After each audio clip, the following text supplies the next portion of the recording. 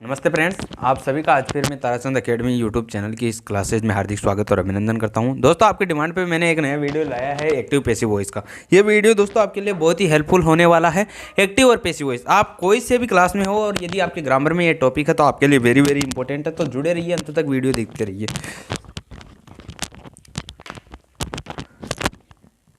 तो शुरू करते हैं एक्टिव और पैसिव वॉइस। तो एक्टिव वॉइस और पैसिव वॉइस, तो सबसे पहले आपको टॉपिक को पढ़ने से पहले ये पता होना चाहिए कि एक्टिव वॉइस किसे कहते हैं और पैसिव वॉइस किसे कहते हैं।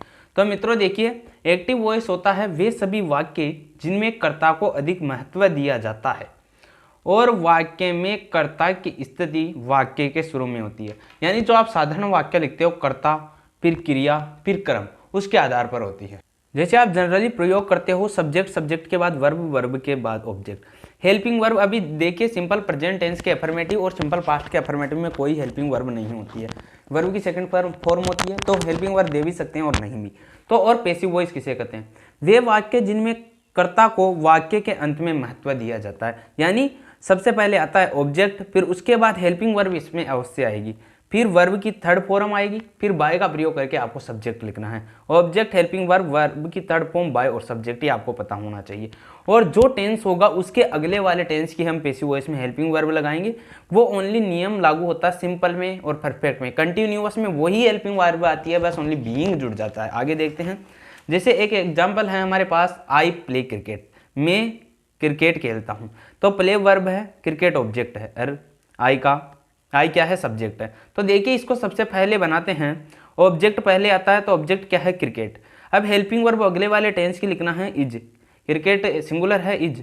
तो वर्ब की थर्ड फॉर्म क्या हो जाएगी? प्ले की थर्ड फॉर्म, प्लेड, बाय। अब आप सोच रहे होंगे कि आई को मैंने आई क्यों नहीं लिखा, मी। दोस्तों, जो ऑब्जेक्ट आता है वो सब्जेक्टिव का मतलब ऑब्जेक्टिव केस में आता है। जो सब्जेक्ट बाय लगकर आता है वो ऑब्जेक्टिव केस में आता है। तो बाय मी। देखिए, यदि आपको कर्ता में आई दिया हुआ है तो ऑब्जेक्टिव केस में आपको मी कर देना है, आई के स्थान पर मी। जैसे यहाँ पर किया है, वी का अस कर देना है, यू का यू ही रखना है, ही का, क्योंकि यू ओवर यू ही होता है, ही का हिम कर देना है, सी का हर कर देना है, और इट का इट इट्स इट, यानी इट का इट ही रख देना है, और दे का क्या कर देना है मित्रों? आपको देम कर देना है।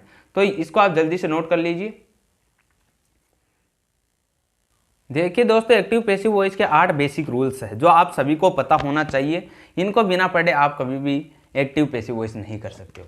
तो पहला टेंस होता है हमारा सिंपल प्रेजेंट टेंस का, और अपन ये भी देखेंगे कि कौन से टेंस का पैसिव वॉइस नहीं बन सकता, संभव नहीं है। तो सिंपल प्रेजेंट में होता है सब्जेक्ट प्लस वर्ब की फर्स्ट फॉर्म या वर्ब की फाइव फॉर्म। वर्ब की फर्स्ट फॉर्म का अर्थ है दोस्तों, जब एस या यस नहीं लगता है, यानी जो करता है वो सिंगुलर ही आता है। और अफर्मेटिव की बात, अफर्मेटिव का स्ट्रक्चर है। और यदि कर्ता, इसमें कर्ता बहुवचन आता है, इसमें कर्ता यदि सिंगुलर है तो एस या यस जुड़ता है प्लस ऑब्जेक्ट एक्टिव वॉइस में। जैसे, और यदि इसका मैं पैसिव वॉइस बनाता हूँ, पैसिव वॉइस का जो स्ट्रक्चर है वो हो जाएगा ऑब्जेक्ट पहले, और जो हेल्पिंग वर्ब आती है वो अगले वाले टेंस की। तो प्रेजेंट कंटिन्यूअस की हेल्पिंग वर्ब होती है इज, आर, एम, और वर्ब की थर्ड फॉर्म बाय और सब्जेक्ट होता है। तो एक एग्जाम्पल है, जैसे अपने पास सी सिंग्स स्वीट सॉन्ग। तो सी सिंग्स स्वीट सॉन्ग, इसमें ये सब्जेक्ट है, ये वर्ब है, ये ऑब्जेक्ट है। तो जो ऑब्जेक्ट है वो पहले आ जाएगा। ऑब्जेक्ट क्या है? Sweet song. Helping verb sweet song के साथ क्या आएगा? इज। सिंग की थर्ड फॉर्म क्या हो जाएगी? सिंग, सेंग और संग। तो थर्ड फॉर्म हो जाएगी सिंग, संग, बाई। सब्जेक्ट क्या है? सी। सी का ऑब्जेक्टिव केस क्या होगा? अभी मैंने आपको बताया था, हर। तो स्वीट सॉन्ग इज संग बाई हर। एक एग्जाम्पल और है, आई टीच देम, मैंने उनको पढ़ाता हूँ। तो देम, जो ऑब्जेक्ट यहाँ पर आ रहा हो वो यहाँ पर आएगा, तो वो सब्जेक्टिव केस में आएगा, आपको पता है। तो देम का सब्जेक्टिव केस क्या होगा? दे। और दे के साथ हेल्पिंग वर्ब क्या आएगी? आर। टीच की थर्ड फॉर्म टॉट, बाई, और सब्जेक्ट आई का ऑब्जेक्टिव केस में क्या हो जाएगा? मी। दूसरा टेंस अपने पास प्रेजेंट कॉन्टिन्यूअस। प्रेजेंट कॉन्टिन्यूअस का होता है is, are, am, is, are, am, और वर्ब की फोर्थ फॉर्म का अर्थ होता है, यानी वर्ब की फर्स्ट फॉर्म में आईएनजी जोड़ना, V4 से डिनोट करते हैं प्लस ऑब्जेक्टिव। ये एक्टिव वॉइस का स्ट्रक्चर है। पैसिव वॉइस में करते समय मैंने आपको भी बताया कि ऑब्जेक्ट पहले आता है, उसके बाद helping verb is, are, am, और जो कंटिन्यूअस होता है उसमें जुड़ जाता है दोस्तों बीइंग। बीइंग ऐड हो जाता है। अगले वाले टेंस की हेल्पिंग वर्ब नहीं आती इसमें, क्योंकि बीइंग ऐड हो जाता है। उसके बाद वर्ब की थर्ड फॉर्म, फिर बाय, और सब्जेक्ट ऑब्जेक्टिव केस में आता है। जैसे एक एग्जाम्पल अपने पास, she is singing a sweet song, वह एक मधुर गाना गा रही है। तो यहाँ पर देखिए सब्जेक्ट ये है, सब्जेक्ट ये है, ये हेल्पिंग वर्ब है, सिंगिंग गाना गा रही है वर्ब है, और ए स्वीट सॉन्ग क्या हो गया, ऑब्जेक्ट हो गया। तो जो ऑब्जेक्ट है वो पहले आ जाएगा ए स्वीट सॉन्ग। ए स्वीट सॉन्ग क्या है, सिंगुलर है तो इज के साथ क्या आएगा, बीइंग। वर्ब क्या है, सिंग, सिंग की थर्ड फॉर्म क्या होती है, संग, बाई, और सी का हर हो जाएगा ऑब्जेक्टिव केस। अगला है ही इज टीचिंग अस, वह हमें पढ़ा रहे हैं। तो यहाँ पर देखिए वर्ब के तुरंत बाद ऑब्जेक्ट आता है लगभग, तो वी के साथ आर, और इसमें क्या लगाते हैं, बीइंग टॉट बाय हिम। अगला फॉर्म है अपना present perfect tense. Present perfect tense का जो होता है वो होता है subject plus has have plus verb की थर्ड फॉर्म प्लस ऑब्जेक्ट, ये इसका स्ट्रक्चर है। पैसिव वॉइस बनाते समय ऑब्जेक्ट पहले आ जाता है। हेल्पिंग वर्ब का प्रयोग करते हैं मित्रों हम हेज या हेव, हेल्पिंग वर्ब आती है हेज या हेव। अब देखिए परफेक्ट में ओनली कंटिन्यूअस को छोड़कर बाकी सभी टेंसों में जो हेल्पिंग वर्ब होती है वो अगले वाले टेंस की लगाते हैं। तो परफेक्ट में के अगले वाला टेंस है परफेक्ट कंटिन्यूअस, उसकी हेल्पिंग वर्ब आती है हेजिव प्लस बीन। उसके बाद वर्ब की थर्ड फॉर्म ही लगाएंगे, पूरे पैसिव वॉइस में वर्ब की थर्ड फॉर्म लगाते हैं, प्लस बाई के बाद सब्जेक्ट आ जाएगा। ये इसका पैसिव वॉइस का स्ट्रक्चर है, ये एक्टिव वॉइस का। तो अब इसके एग्जाम्पल के बारे में बात करते हैं। जैसे एग्जाम्पल है सी हैज संग ए स्वीट सॉन्ग, तो ये प्रेजेंट परफेक्ट का टेंस। अब क्या आप कैसे पहचानोगे, क्योंकि इसमें हेल्पिंग वर्ब हेज आ गया, तो ऑब्जेक्ट क्या है, ए स्वीट सॉन्ग, हेल्पिंग वर्ब अगले वाले टेंस की हैज बीन। अरे वर्ब की थर्ड फॉर्म आएगी सिंग की, यहाँ पर प्रेजेंट परफेक्ट में पहले ही दिया हुआ तो है क्या, वर्ब की थर्ड फॉर्म, तो यहाँ वर्ब की third form as it is यहाँ रख देना है बाई हर। अगला है I have finished all the work, मैंने अपना कार्य पूरा कर लिया है। All the work has been, अब आप सोच रहे होंगे कि संपूर्ण कार्य के बारे में बात कर रहा है तो हैव बीन आना चाहिए। नहीं मित्रों, यदि ये अनकाउंटेबल नाउन है तो अनकाउंटेबल नाउन के साथ आता है has been. Has been verb की थर्ड फॉर्म फिनिश्ड बाई मी।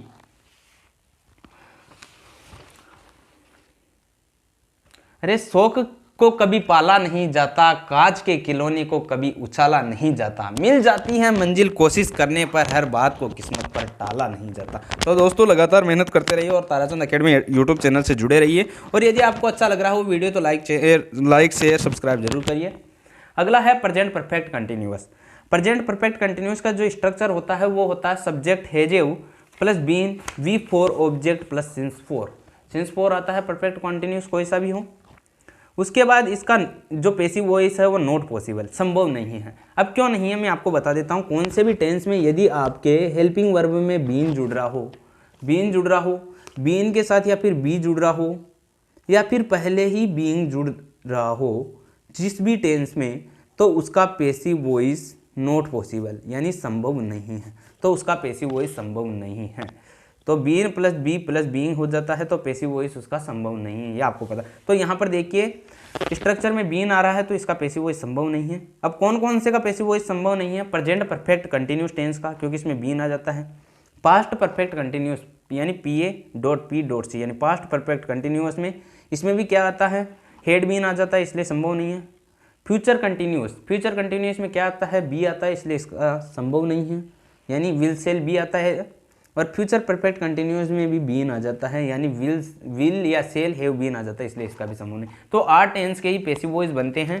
एक तो present perfect continuous, past perfect continuous और फ्यूचर परफेक्ट कंटिन्यूस का नहीं बनता है, और एक कौन सा नहीं बनता है, फ्यूचर कंटिन्यूस का नहीं बनता है। अगला टेंस है, और ये ध्यान रखना यदि आपको वाक्य में कभी भी टाइम और प्लेस यानी स्थान और ये समय और स्थान दे दिया जाए तो ये वाक्य के अंत में ही आपको प्रयोग करना है, ये नहीं कि आपको पहले प्रयोग कर दिया जाए। देखिए जैसे उदाहरण पर बात करेंगे, जैसे सिंपल पास्ट की स्ट्रक्चर होती है सब्जेक्ट प्लस वर्ब की सेकंड फॉर्म प्लस ऑब्जेक्ट होता है, और यदि आपको पता है नेगेटिव होगा तो डिड प्लस नोट आ जाएगा, और यदि टेंस स्ट्रक्चर नेगेटिव में दिया हुआ हो एक्टिव वॉइस की तो पैसिव वॉइस भी नेगेटिव में ही बनेगा, इस बात को आपको ध्यान रखना है। और यदि इंट्रोगेटिव दिया है तो इंट्रोगेटिव में ही बनेगा। इसमें क्या आ जाएगा, ऑब्जेक्ट, और जो हेल्पिंग वर्ब आएगी वो अगले वाले टेंस की वाजवर आ जाएगी, वर्ब की थर्ड फॉर्म आएगी प्लस बाई, और सब्जेक्ट का सब्जेक्ट हो जाएगा, ऑब्जेक्टिव केस में आएगा ये। एग्जाम्पल है सी सेंग ए स्वीट सॉन्ग, वह एक मधुर गाना गाती है। तो ये है ए स्वीट सॉन्ग, हेल्पिंग वर्ब क्या आ जाएगा, अनकाउंटेबल के साथ सिंगुलर हेल्पिंग वर्ब आती है तो वाज आ जाएगा। सेंग की थर्ड फॉर्म यानी सिंग का सेकंड फॉर्म है सेंग, और इसकी थर्ड फॉर्म होती है संग बाई हर। एक एग्जाम्पल और है, I taught English in that school. तो यदि देखिए इसमें क्या है, सब्जेक्ट है, सब्जेक्ट के बाद ये क्या है, वर्ब, वर्ब के बाद क्या आता है, ऑब्जेक्ट। इन दैट स्कूल यानी इस स्कूल में, ये क्या है, इसका पेलेस है। तो ये यदि पेलेस है तो पेलेस को मैंने आपको बताया टाइम और पेलेस को वाक्य के अंत में लिखना है। यदि आपने इसको ऑब्जेक्ट मानकर हल कर दिया, in this school was taught English by me, तो ये वाक्य आपका गलत हो जाएगा मित्रों। तो ऑब्जेक्ट पहले है इंग्लिश, सेकंड फॉर्म आ गया, तो पता है कि सिंपल पास्ट का अफर्मेटिव है। कंटिन्यूस में बनाने के लिए इंग्लिश वाज टॉट बाय मी, और ये पेलेस बाद में आएगा, in that school. Past continuous है दोस्तों। सब्जेक्ट के साथ आता है वाज या वर्ब की फॉर्म है, यानी वर्ब की फर्स्ट फॉर्म में आईएनजी जोड़ दे यदि, तो उसे कहते हैं वर्ब की यानी क्रिया की चौथा रूप, यानी V4 से उसे डिनोट करते हैं प्लस ऑब्जेक्ट। अब पास्ट कंटिन्यूस में इसका क्या होगा, मैंने आपको बताया है कि पास्ट जो कंटिन्यूस होते हैं उसमें helping verb as it is आती है, बस बीइंग जुड़ जाता है। तो ऑब्जेक्ट वाज वर बीइंग, और पूरे पैसिव वॉइस में वर्ब की थर्ड फॉर्म आएगी, चाहे कॉन्टिन्यूअस हो कोई सा भी हो, plus by plus subject. Example है अपने पास, she was singing a sweet song, उसी एग्जाम्पल को ले रहे हैं। ए स्वीट सॉन्ग वाज आ जाएगा, सिंग की थर्ड फॉर्म हो जाएगा वाज संग, और पहले क्या आएगा, बीइंग, तो was being sung by her. He was reading A novel, वह एक उपन्यास पढ़ रही हैं, तो ए नोवेल वाज बीइंग, ये बीइंग आ रहा है, और रीडिंग ये तो फर्स्ट फॉर्म में दिया हुआ होगा आपको। फिर आपको प्रयोग करना है वर्ब की थर्ड फॉर्म, रीड की थर्ड फॉर्म रीडी होती है बाय हिम। ये एक एग्जाम्पल और है दोस्तों आपके सामने। अगला है past perfect tense. Past perfect tense में है सब्जेक्ट, हेड, वर्ब की थर्ड फॉर्म और ऑब्जेक्ट। तो देखिए सबसे पहले आ जाएगा ऑब्जेक्ट के बाद आएगा हेड के साथ बाद क्या आ जाएगा, बीन, अगले वाले टेंस की हेल्पिंग वर्ब आ जाती है, प्लस वर्ब की थर्ड फॉर्म और बाय और सब्जेक्ट। और यदि एक्टिव वॉइस में यहाँ बीन आ जाए तो कौन सा टेंस हो जाएगा, पास्ट परफेक्ट कंटिन्यूअस। तो बीन आने पर यदि उसका पैसिव वॉइस बनाओगे तो आप बीन कुछ भी नहीं ऐड कर सकते, तो उसका पैसिव वॉइस संभव नहीं होगा। फिर एक एग्जाम्पल है जैसे सी हैड संग ए स्वीट सॉन्ग। अब देखिए हमने इसको तो बहुत बार कर लिया, ए स्वीट सॉन्ग, हेड आ जाएगा, बीन आ जाएगा, संग बाय हर। अगला एग्जाम्पल देखिए, she had solved, SOLVED, solved all the sums, यानी आपने क्या सभी प्रश्नों को या सभी सवालों को हल कर चुके हो, तो ऑल द सम्स ऑब्जेक्ट है। अब हेड सोल्व्ड, कौन सा टेंस है, पास्ट परफेक्ट, तो अब पैसिव वॉइस बनाते समय हेड बीन आ जाएगा, वर्ब की थर्ड फॉर्म सोल्व्ड की सोल्व्ड ही होगी, बाय ही का हिम हो जाएगा। और जो ये पास्ट परफेक्ट कंटिन्यूअस है उसमें आता है स्ट्रक्चर में बीन आ जाता है, तो इसका passive voice not possible, passive voice इसका संभव नहीं है। अगला है सिंपल फ्यूचर। सिंपल फ्यूचर की स्ट्रक्चर होती है सब्जेक्ट प्लस विल या सेल, उसके बाद वर्ब की फर्स्ट फॉर्म और ऑब्जेक्ट। तो इसकी जो पैसिव वॉइस का फॉर्म होगा वो ऑब्जेक्ट पहले आ जाएगा, विल सेल के बाद आएगा बी, क्योंकि अगले वाले टेंस की हेल्पिंग वर्ब आ जाती है, तो फ्यूचर कंटिन्यूअस में आपको क्या ऐड कर देते हो, बी, प्लस वर्ब की थर्ड फॉर्म आ जाएगी बाय और सब्जेक्ट, वर्ब की third form plus by plus subject हो जाएगा। तो एक एग्जांपल है जैसे सी विल संग ए स्वीट सॉन्ग। तो देखिए यहाँ पर ये सब्जेक्ट है, ये हेल्पिंग वर्ब हो गई, ये क्या हो गई क्रिया, और ये क्या हो गया ऑब्जेक्ट। तो ए स्वीट सॉन्ग के साथ क्या आएगा, विल, आई और वी के साथ ही ओनली सेल आता है, बाकी सभी के साथ विल आता है। ए स्वीट सॉन्ग विल के बाद क्या आता है, विल बी, सिंग की थर्ड फॉर्म होती है संग बाय, सी का ऑब्जेक्टिव केस होता है हर। अगला एग्जाम्पल और देख लीजिए, he will do all the work.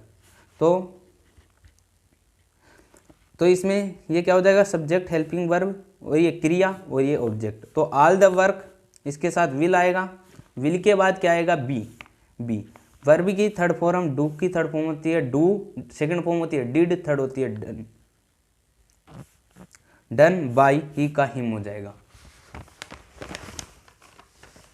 अगला टेंस है फ्यूचर कंटिन्यूअस। फ्यूचर कंटिन्यूअस में सब्जेक्ट प्लस विल सेल और be plus V4 plus object. V4 का अर्थ होता है वी फर्स्ट में ING, और ये विल सेल के साथ बी लगाते हैं फ्यूचर कंटिन्यूअस में। दोस्तों ये टेंस तो आपको आते होंगे, नॉर्मल है। तो जो इसका पैसिव वॉइस है, ये देखिए स्ट्रक्चर में पहले ही बी आ गया, तो इसका जो पैसिव वॉइस है नॉट पॉसिबल। आपको परीक्षा में भी नॉट पॉसिबल आएगा ही नहीं, और यदि आएगा तो आपको बना के नहीं आना है।